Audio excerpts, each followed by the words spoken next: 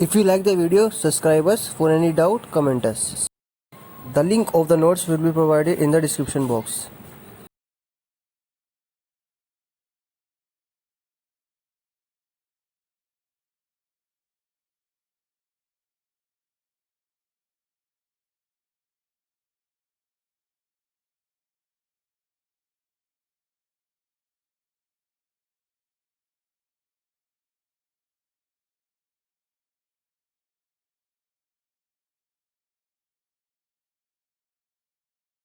Hello student, my name is Devendra Singh. Today I teach you chapter solution class 12th. Solution is the homogeneous mixture of the two or more compounds in the molecular or ionic state whose relative ratio may be varied at will. जो solution होता है वो दो या दो से ज़्यादा compounds का होमोजेनियस मिक्सचर होता है। होमोजेनियस का मतलब होता है एक जैसा, जो आंखों से एक जैसा दिखता है, जैसे चीनी का पानी में घोल, नमक का पानी में घोल, और इनकी relative ratio may be varied at will, अपनी इच्छा के अनुसार बदल सकते हैं। There are the two types of solution, दो टाइप के सोल्यूशन होते हैं। Number 5 dilute solution, number 2 concentrated solution. Number 5 dilute solution, दो substances which have the constant amount of solute is very less then solvent is called dilute solution. Then solvent is called dilute solution. Dilute solution में जो होता है वो solute की amount बहुत कम होती है। नंबर 2 कंसंट्रेटेड सोल्यूशन, दो substance which have excess of solute than solvent is called concentrated solution. इसमें सोल्यूट की अमाउंट ज़्यादा होती है कंसंट्रेटेड सोल्यूशन में। Number 3 property of solutions, number 1 osmotic pressure, number 2 lowering of the vapour pressure, number 3 elevation of the boiling point, number 4 depression of the freezing point, number 4 osmosis and diffusion. If we mix the solution of the different concentration, अगर different concentration solution को आप mix करते हैं, then the tendency होती है प्रवृत्ति of the solvent whose concentration of solution will be same is called diffusion. तो एक जिसकी कंसंट्रेशन कम होगी वो कम कंसंट्रेशन वाले, ज़्यादा कंसंट्रेशन वाले कम कंसंट्रेशन वाले मोलिक्यूल्स में माइग्रेट कर जाएंगे, और जब तक माइग्रेट करेंगे जब तक दोनों की कंसंट्रेशन सेम ना हो जाए। On page number 2 membranes 3 types की होती है। Non permeable membranes, number 2 permeable membranes, number 3 semi permeable membranes. Non permeable membranes में no passes solute and solvent particles, ना सोल्यूट के ना सॉल्वेंट के कोई पार्टिकल्स पास नहीं होता है। नंबर 2 परमेबल मेम्ब्रेन्स उसे कहते हैं passes through both solute and solvent particles, जिसमें दोनों टाइप के पार्टिकल्स पास हो जाते हैं। Semi permeable membranes passes only solvent particles but not solute particles, इसमें सॉल्वेंट के पार्टिकल्स पास होते हैं बट नॉट सोल्यूट पार्टिकल्स, लेकिन सोल्यूट पार्टिकल्स पास नहीं होते हैं इसमें से। नंबर 5 ऑस्मोसिस किसे कहते हैं? द स्पॉन्टेनियस कहता है स्वतः अपने आप होने वाला। The spontaneous flow of the solvent through a semi permeable membranes के द्वारा फ्रॉम ए प्योर सॉल्वेंट और dilute solution into the concentrated solution is term as the osmosis. इसे ऑस्मोसिस बोलते हैं। जो अपना फ्लो होता है सॉल्वेंट मोलिक्यूल्स का through a semi permeable membranes के द्वारा फ्रॉम ए प्योर सॉल्वेंट से और डाइल्यूट सॉल्यूशन से इनटू कंसंट्रेटेड सॉल्यूशन में, is term as the osmosis. Difference between osmosis and diffusion, number 1 for the osmosis semi permeable membranes is necessary. Osmosis में semi permeable membranes जरूरी होती है।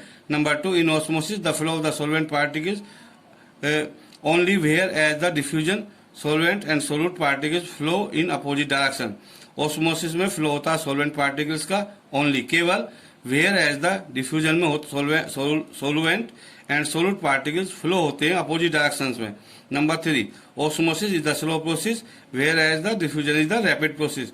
Osmosis धीरे से होता है, धीरे चलता है, जबकि डिफ्यूजन बहुत तेजी से प्रोसेस होता है। On page number 3 osmotic pressure, the hydrostatic pressure of the liquid column developed between A solution and a solvent separated by semi-permeable membranes which can prevent further osmosis is known as the osmotic pressure. इन्होंने कहा जो hydrostatic pressure होता है the liquid column पर जो develop होता है between a solution और सॉल्वेंट के बीच में, वो सेपरेट किया जाता है by the semi permeable membranes के द्वारा, विच कैन प्रिवेंट जो रक्षा करता है फर्दर ऑस्मोसिस, दोबारा ऑस्मोसिस ना हो, is known as the osmotic pressure. Number 2 the minimum pressure which whole be applied on the solution so as to prevent the migration of the solvent molecules into the solution। जो migrate करते हैं, migration of the solute molecules का migration होता है into the solution through semi permeable membranes के द्वारा, is term as the osmotic pressure. मैं फिर दोबारा बोल रहा हूँ, the minimum pressure which would be applied on the solution comma so as to prevent the migration of the solvent molecules into the solution through semi-permeable membranes is termed as the osmotic pressure। इसमें मैंने figure number first दिखाया osmotic pressure का, जिसमें semi permeable membrane show की गई है और sugar solution आपको दिया गया बीकर में अंदर है, और इसका मैक्सिमम लेवल भी मैंने शो किया है हाइड्रोस्टेटिक प्रेशर में, और इनिशियल लेवल भी शो दिया गया है, और बाहर की साइड में आपको वाटर लिया गया है। ये फिगर नंबर फर्स्ट है। फिगर नंबर सेकंड में फ्लो ऑफ इंडिकेशन आपको शो किया गया। एक कॉलम में सॉल्यूशन लिया गया, दूसरे कॉलम में वाटर लिया गया। जिसमें सॉल्यूशन लिया गया उसके ऊपर एक्सटर्नल प्रेशर अप्लाई किया जा रहा है तो H2O के मॉलिक्यूल्स सॉल्यूशन में जाएंगे, तो इनको रोकने के लिए आपको एक्सटर्नल प्रेशर अप्लाई करना पड़ेगा। ऑन पेज नंबर 4 मैंने फिगर दिखाया ऑस्मोटिक प्रेशर का।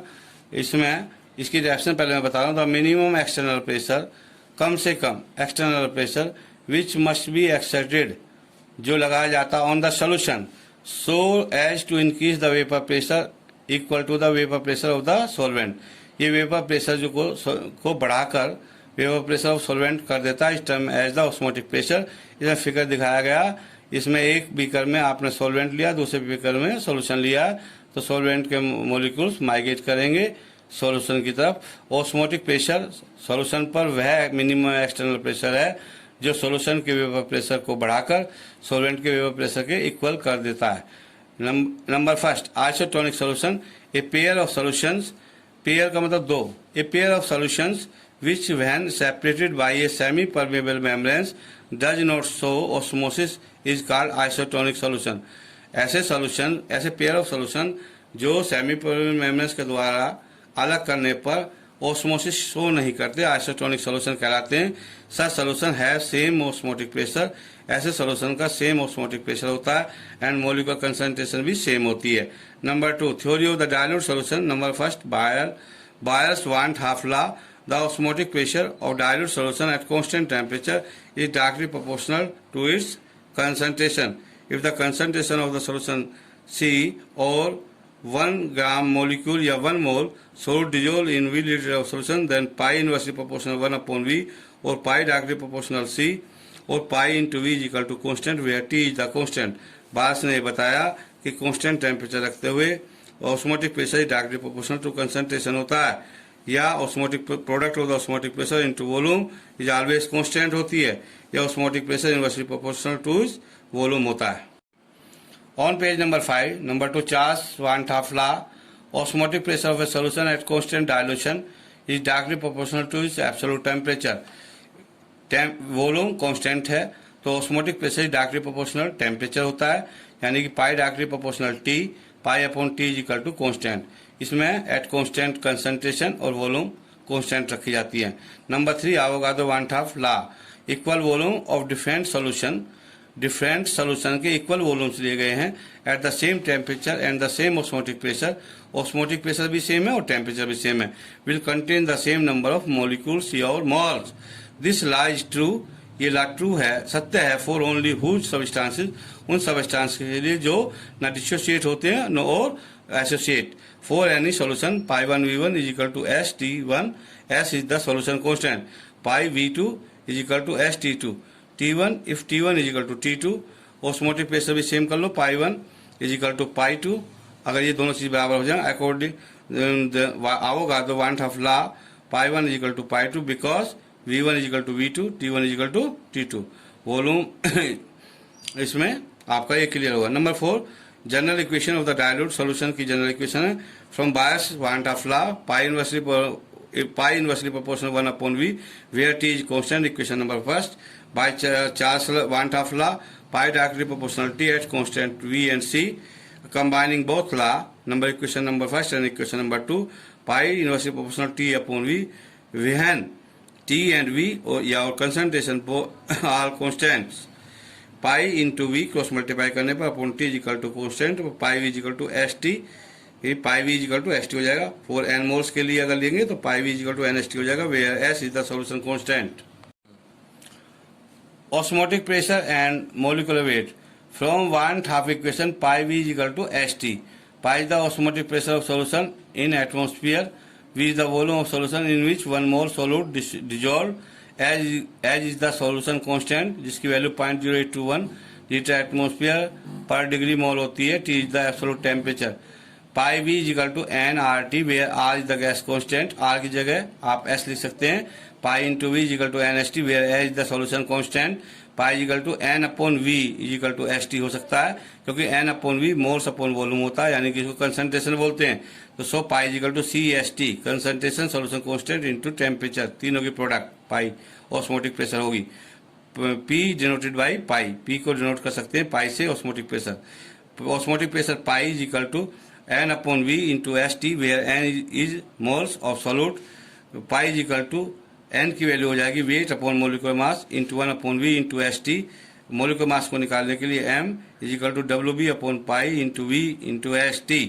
If the vapour pressure of the pure solvent is equal to P, अगर वेपर प्रेशर प्योर सॉल्वेंट का पी माने, the vapour pressure of the solution, तो vapour pressure हमेशा solution का कम होता है, क्योंकि अगर जैसे उबलते हुए पानी में अगर चीनी डाल दें तो भाप बननी कम हो जाती है, आप जानते हो। तो vapour pressure of the solution P minus P S होगा। और lowering in the vapour pressure, जो lowering in the vapour pressure होगा P minus P S upon P, इनकी रेशियो हो जाएगी। Relative lowering of the vapour pressure P is equal to P minus P S upon P हो जाएगा। P minus P S upon P is equal to mole fraction of solute N upon small N plus capital N, mole fraction of solute हो जाएगा। P minus P S upon P is equal to W by M upon W by M plus W by capital M. On page number 7, for dilute solution moles of solute is negligible, यानी कि W by M is equal to 0 या N is equal to 0, then P minus P S upon P, relative lowering of the vapour pressure is equal to W by M into capital M upon W हो जाएगा। This is the Raoult's law. Raoult's law very important. The relative lowering of the vapour pressure in a given solution, relative lowering of the vapour pressure in a given solution, यानी कि P minus P S upon P is the ratio of the moles of solute is equal to n small n to the total number of moles of solute in the solution is equal to p minus ps upon p is equal to n upon n plus capital N. The relative lowering of the vapor pressure is equal to the mole fraction of solute in a given solution. ये दूसरी definition है colligative property की definition. The colligative property may be defined as the one which depends the number of particles in the solution, जो number of particles पर depend करती है, and do not in any way on the size और chemical nature of the solution, chemical nature पर depend नहीं करती है, on the size पर डिपेंड नहीं करती है। और इसकी सेकंड डेफिनेशन है दोज प्रॉपर्टीज वे properties of the solutions depends only upon the number of solute particles की वे number of those other further बोल रहा हूँ, those properties of the solution depends only upon the number of solute particles, जो solute particle पर depend करती है इन a given volume, दिए हुए वॉल्यूम पर of the solvent are called colligative property. Colligative property do not depend upon the nature पर depend नहीं करती है, कंपोजिशन पर डिपेंड नहीं करती है, and structure of the solute particle पर डिपेंड नहीं करती है। On page number 8, derivation of the Raoult's law, very important. If the number of moles of solute small n in the solution and the number of moles of solvent capital N in the given solution, then the mole fraction of solute is equal to small n upon small n plus capital N. According to the Raoult's law ने बताया relative lowering of the vapor pressure is equal to the mole fraction of solute P minus Ps upon P is equal to n upon n capital N plus n. Equation number 1. If the dilute solution, let the weight of the solution is equal to W gram, molecular mass of solute is equal to small m gram, weight of solvent is equal to capital W gram, molecular weight of the solvent is equal to capital M gram, the mole fraction of solute is equal to small n upon capital N plus small n, bracket में लिया जाएगा। According to the Raoult's law, relative lowering of the vapor pressure P minus Ps upon P is equal to small n upon small n plus capital N, P minus Ps upon P is equal to W by M upon W by M plus W by M. पहला W by M moles हैं of solvent के, for dilute solution the value of n is equal to 0। Dilute solution के लिए mole fraction of solute is equal to negligible होगा और is negligible यानी कि 0। Then p minus P S is equal to small n upon capital N, यानी कि इसमें आप इस नीचे जो नीचे टोटल मोल्स लिखे हुए हैं उसमें स्मॉल n की वैल्यू 0 पुटअप कर दीजिए तो n अपॉन n आ जाएगी, small n upon capital N। p minus P S upon p is equal to w by M upon w by M small upon w by M capital अक्षरों में is equal to w by M small अक्षरों में into m upon w, या p minus P S upon p is equal to small w upon small m into capital M upon capital W। That's all for today. Thank you.